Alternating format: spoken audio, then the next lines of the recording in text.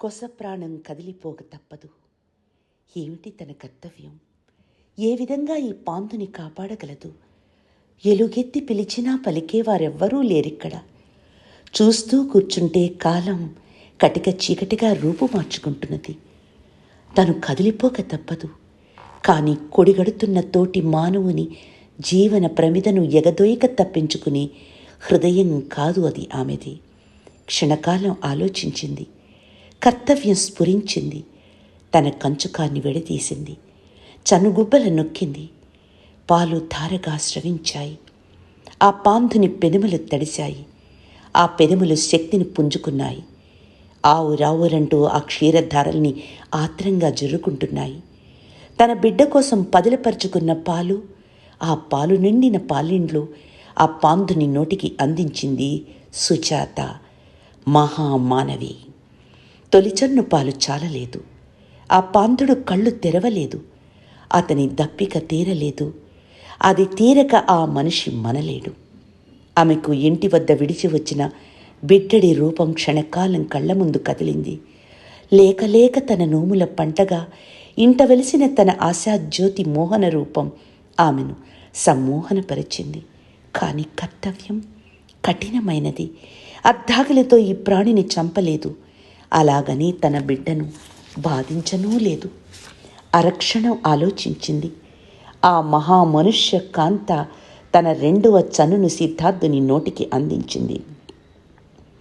ఆయమ అర్ధ నిమీలిత లోచనాలతో అనంత కరుణా స్రవంతి జాలువారుతున్నది. దిగంత ప్రశాంతి దోబూచులాడుతున్నది.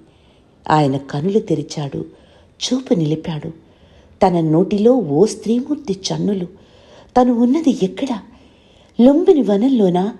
కాదు. అశ్వత్థ వృక్షపు ఛాయలు. ఎవరి ఒడిలో? తన తల్లి మాయాదేవి ఒడిలోనా? కాదు కాదు. ఓ కరుణామయి గుండెలపై ఆమె నులివెచ్చని పాలధారల్ని గూరూరుతూ. అవునా?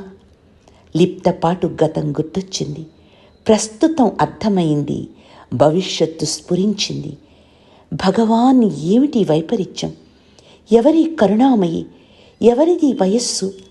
పాలిండ్లు తన నోటికందిస్తూ అరమోడ్పు కన్నులతో తనను ఆశీర్వదిస్తూ ఎందుకిలా తనను మేలుకొలుపుతున్నది? ఎందుకు ఈ మహాంధకారపు అంచుల్ని చీల్చి మమతాను బంధాల్ని ప్రపంచంలోకి తెస్తున్నది? తల్లి, అరవిచ్చిన నీ మాతృత్వపు మమకారం నాకు జీవం పోసిందమ్మా. నీ చలువన బ్రతికాను. ఎన్ని యుగాల బంధమిది? ఎందుకు తల్లి నన్ను నీ క్షీరామృత దారలతో బ్రతికించావు? అప్పటిదనుక సగం స్వాప్నికావస్థలోనున్న ఆయమ్మ గబుక్కున రవిక కిందకు లాక్కున్నది. పయ్యద సరిచేసుకున్నది. అతని తలను సుతారంగా భూమిపై విడిచింది. తత్తరపాటును అది మీ ఆప్యాయతతో అన్నది, తెరువరి, కొంచెం ఓపిక తెచ్చుకుని నా వెంట నడువు. ఈ రేయి విశ్రాంతి తీసుకుని స్వాస్థ్యం చిక్కగాని నీ గమ్యం వైపు సాగిపోదువు గాని. ఆమె లేచి సిద్ధార్థునికి చెయ్యందుకున్నది. అమ్మా, అగమ్యగోచరంగా చుట్టూ శూన్యం పరుచుకున్న నాకు నీ మానవత్వంతో వెలుగు కనిపిస్తుంది తల్లి. నా అన్వేషణకు ఒకంత అర్థం స్ఫురించింది. నీ వినిర్మల త్యాగ నిరతి, ప్రవిమలమైన సౌహార్దత నాలోని చీకట్లను చీల్చివేశాయి. అందుకు ఈ మహావృక్షమే సాక్షిగా నిలుస్తుంది. వెళ్ళిరా అమ్మా. నీవు వెళ్లే ముందు ఒక్కసారి నమస్కరించబుద్ధవుతున్నది. నా ప్రాణదాతవు. నా ప్రాణాలకు ఒక విలువను, లక్ష్యాన్ని అందించిన మహామానవి నువ్వు. ఇదే నా అంజలి.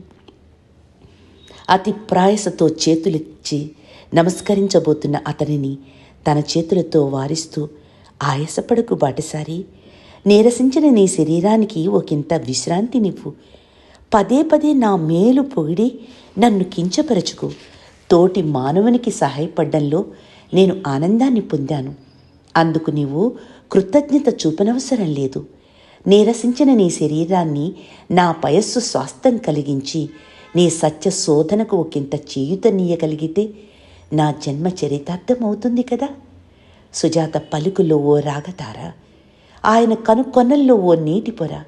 బాటసారి, నీ గమ్యమేటు? అమ్మా, శాంతి దొరికే చోటు. పగలబడి నవ్వింది సుజాత. పరిసరాలు ప్రతిధ్వనించాయి.